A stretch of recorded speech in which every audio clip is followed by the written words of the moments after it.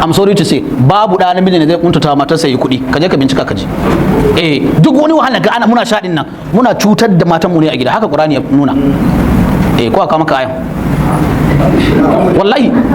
kuma Qur'ani yana mana in kana so kai kuɗi to da ka shigo kawai da ka ga matarka baby a honi a kankanati a gondi a my goruba heart to shikenan za ka dinga ganin buɗe in kana kyauta matarka za ka yi ta ganin buɗe in kana takura mata za ka yi ta ganin kunci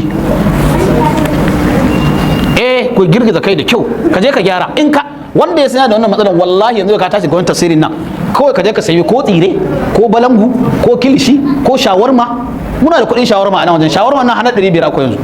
ko babu sakatare in ka san baka yi ba ka ce yanzu ka san matanka baka irin wani abubuwan to wanda ya fi ka yana yi ko ta ganka da nama yau ya dai ba man wali wallahi tallahi wata sabuwar soyayya ce shikenan ka huta ka gani da safe in ka fita shago amma kai kullum ka shigo gidanka da ka san abu san kamtsarira kai da matarka ba wani maganan soyayya babu wai ke dala akwai yara dai akwai yara wa ga maka koron su ake ai ka kore su ku tafi daki kai ku yi fitsari ku je ku kwanta shikenan an wuce gun ai ko ba ka bane a kai shekarun sun ja wa ga maka duk shekarun ka ba kai manzon Allah ba amma baya fasa yau matansa abin da za su ji daɗi a ransu wa ashiruhunna bil ma'ruf